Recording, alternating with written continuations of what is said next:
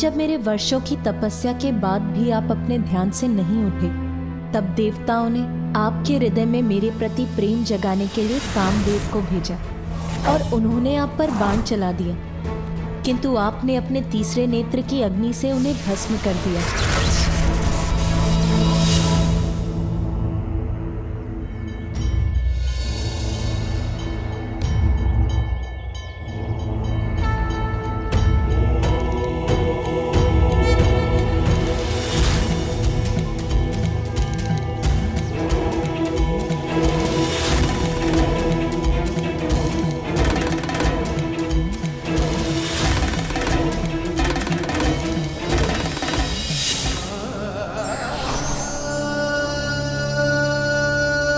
किंतु तब देवश्री नारद ने मुझे समझाया कि देवी सती को खोने से विचलित होकर संसार से पूर्ण रूप से विरक्त हो गए हैं आप, इसीलिए कठोर तप से ही आपकी विरक्ति के भाव को मिटाया जा सकता है। मुझे बताया कि पंचाग्नि तप ही है एकमात्र उपाय, और मैंने भी ठान लिया कि मैं सभी कठिनाइयों का सामना करूंगी, किंतु इस कठोर तप को अवश्य पूर्ण करूंगी।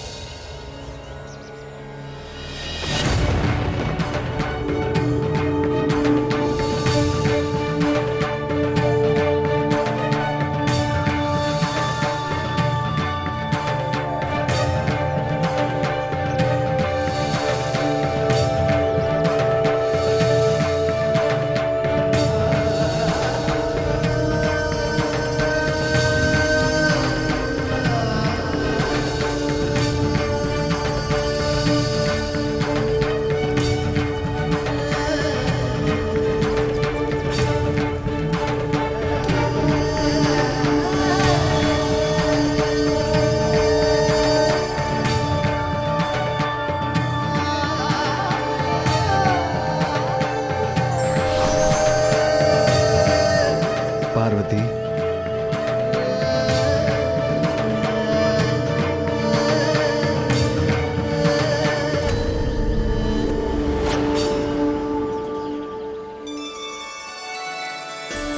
पार्वती, मैं तुम्हारे तप से प्रसन्न हुआ।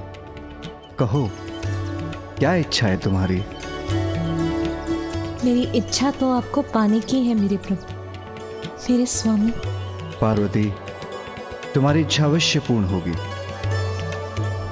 तुम अपने माता पिता के पास उनके निवास स्थान लौट जाओ। उचित समय आने पर मैं तुम्हारा वरण करने स्वयं आऊंगा।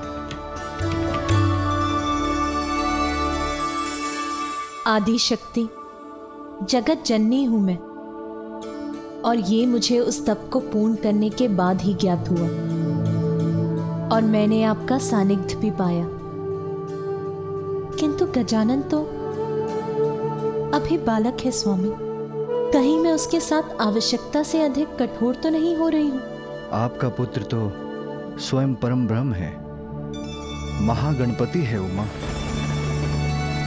वो भी अवश्य इस तप के माध्यम से अपनी कुंडलिनी को जागृत कर अपना वास्तविक परिचय प्राप्त करेगा। हाँ स्वामी, अवश्य सफल होगा वो। मुझे यहाँ से दीपक की लौ दिखाई दे रही है स्वामी। और मुझे गजानन, वो अपने ही तप में लीन है।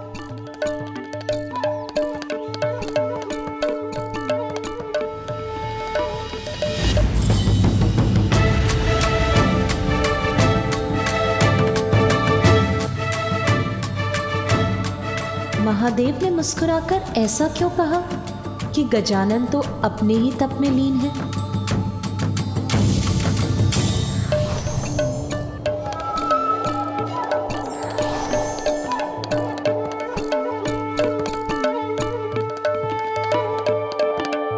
तो ये था आपका संकेत स्वामी? तप नहीं, वो तो निश्चिंता से फलार कर रहा है। कौन है ये शुक्राचार्य? असुरों के गुरु,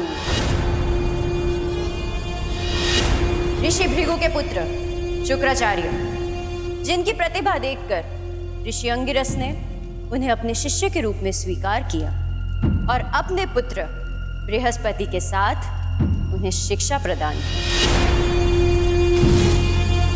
किंतु जब देवता देवगुरु का चयन कर रहे थे तो अंगिरस ऋषि ने पक्षपात कर अपने पुत्र बृहस्पति को अधिक ज्ञानी सिद्ध कर दिया और उन्हें देवगुरु के पद पे स्थापित करवा दिया।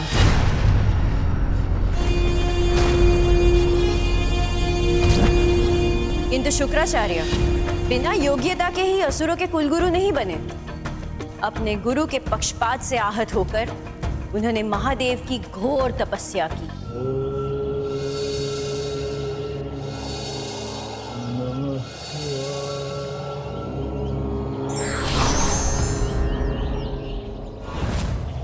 मैं तुम्हें मृत संजीवनी प्राप्त करने का वरदान देता हूँ। जब महादेव के वरदान स्वरूप उन्होंने मृत संजीवनी विद्या प्राप्त कर अपने आप को और भी योग्य बना दिया, तब से अब तक असुरों के कुल गुरु के पद पर स्थित है गुरु शुक्राचार्य। अनेकों बार देवताओं के साथ युद्ध में मृत असुरों को पुनर्जीवित किया है उन्होंने। विजय प्राप्ति हेतु असुरों का मार्गदर्शन किया है उन्होंने। इसलिए आप भी गुरु शुक्राचार्य की शरण में जाइए असुर सम्राट, और उनके सुझाव पर ही अपने आगे की योजना बनाइए।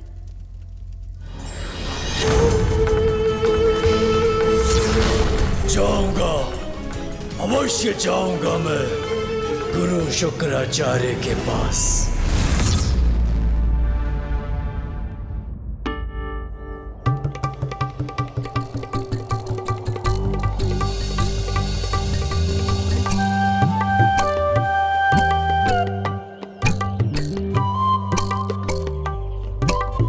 ये परछाई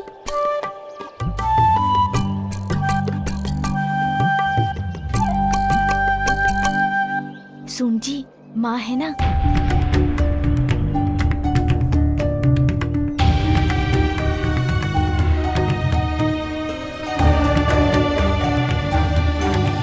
क्या हुआ गजानन, तुम अपने तप से क्यों उठ गए? और ये फल, ये पूजा की सामग्री? मैं तो साधना ही कर रहा था माँ, फिर मुझे भूख लगने लगी तो मुझसे रहा नहीं गया। किंतु आप चिंता मत कीजिए माँ, भोजन करने के बाद मैं पुनः स्नान कर अपनी साधना प्रारंभ करूँगा। आप निश्चिंत रहिए माँ, मैं पूर्ण कर लूँगा अपनी साधना।